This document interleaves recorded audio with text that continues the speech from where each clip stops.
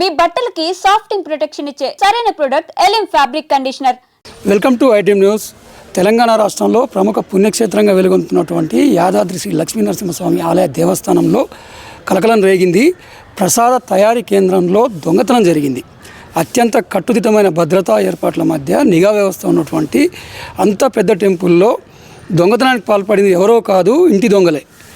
ఆలయంలో పనిచేస్తున్నటువంటి సిబ్బంది, అవుట్సోర్సింగ్ సిబ్బంది మధు, గణేష్ అనే ఇద్దరు అవుట్సోర్సింగ్ ఉద్యోగులు అర్ధరాత్రి వేళ ప్రసాద తయారీ కేంద్రం నుంచి 30 బస్తాల చింతపండును తస్కరించేందుకు ప్రయత్నం చేశారు.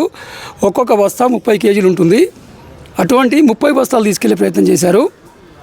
అయితే అటుగా వచ్చిన పోలీస్ పెట్రోలింగ్ వాహనాన్ని చూసి కారుని అక్కడే వదిలేసి పరారైపోవడంతో ఈ యొక్క దొంగతనం వెలుగులోకి వచ్చింది.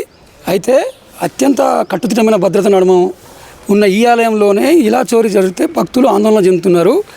ఓన్లీ అవుట్సోర్సింగ్ సిబ్బంది ప్రమేయమే కాకుండా పెద్ద హస్తాలు ఎవరైతే అధికారులు ఉన్నారో వాళ్ళ యొక్క పాత్ర ఉందని బలంగా నమ్ముతున్నారు. ఈ యొక్క ఆలయంలో ఈ చోరీ జరగడం తీవ్రంగా కలకలం రేపిందనే చెప్పవచ్చు. పోలీసులు విచారణ కొనసాగిస్తున్నారు. అసలు ఏం జరిగింది, ఎవరు, ఎప్పుడు, ఏంటో పూర్తి వివరాలు ఇప్పుడు తెలుసుకునే ప్రయత్నం చేద్దాం.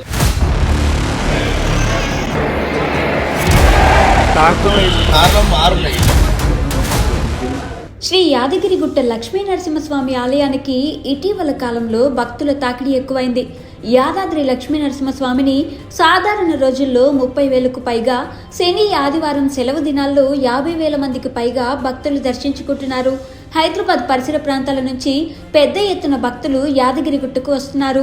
లడ్డు, పులిహోర, దద్దోజనం, చక్కెర పొంగలి, బెల్లం పొంగలి, క్షీరాన్నం, కేసరిబాత్, సిరా, కీర్, జిలేబీ, లడ్డు, వడ, కారాబూందీ, దోశ, సొండెలు, బజ్జీలు, చెక్క శీతలం, వడపప్పు, కట్టు పొంగలి వంటి భోగాలను స్వామివారికి నైవేద్యంగా సమర్పిస్తారు. యాదాద్రి లక్ష్మీ నరసింహస్వామి దర్శించుకున్న భక్తులు లడ్డు, పులిహోరలను మహాప్రసాదంగా భావిస్తుంటారు. ఈ ప్రసాదాలను ఇంటికి తీసుకువెళ్లి కుటుంబ సభ్యులకు పంపిణీ చేస్తుంటారు. శ్రీ యాదగిరిగుట్ట లక్ష్మీ నరసింహస్వామి దేవస్థానంలో ఉద్యోగులతో పాటు మరికొందరు అవుట్సోర్సింగ్ ఉద్యోగులు కూడా పనిచేస్తున్నారు. అయితే స్వామివారి సన్నిధిలో పనిచేసే మధు, గణేష్ అనే ఇద్దరు అవుట్సోర్సింగ్ ఉద్యోగులు చేతివాటం ప్రదర్శించారు. స్వామివారి నైవేద్యం, ప్రసాదాలకు వినియోగించే పదార్థాలను గుట్టుచప్పుడు కాకుండా తరలించే ప్రయత్నం చేశారు. ఇంకేముంది, అర్ధరాత్రి 2 గంటల సమయంలో కారులో కొండపైకి వచ్చి స్వామివారి పోటశాలకు పక్కన ఉండే స్టోరేజీ వద్దకు చేరుకున్నారు. కొండపైన ప్రసాద తయారీ కేంద్రం నుంచి చింతపండు బస్తాల చోరీకి యత్నించారు. కన్వేయర్ బెల్ట్ ద్వారా బయటకు తెచ్చి కారులో తరలించేందుకు సిద్ధమయ్యారు. అదే సమయంలో పెట్రోలింగ్ వచ్చిన పోలీసులను చూసి కారు, చింతపండు బస్తాలను వదిలేసి పారిపోయారు. కారులోని 10 చింతపండు బస్తాలను స్వాధీనం చేసుకున్న ఎస్పీఎఫ్ పోలీసులు పారిపోతున్న అవుట్సోర్సింగ్ ఉద్యోగులు మధు, గణేష్లను పట్టుకున్నారు. ఈ అవుట్సోర్సింగ్ ఉద్యోగులు చింతపండు బస్తాలను దొంగలించే సమయంలో రికార్డు కాకుండా ఉండేందుకు సీసీ కెమెరాల వైర్లను తొలగించారని ఆలయ అధికారులు చెబుతున్నారు.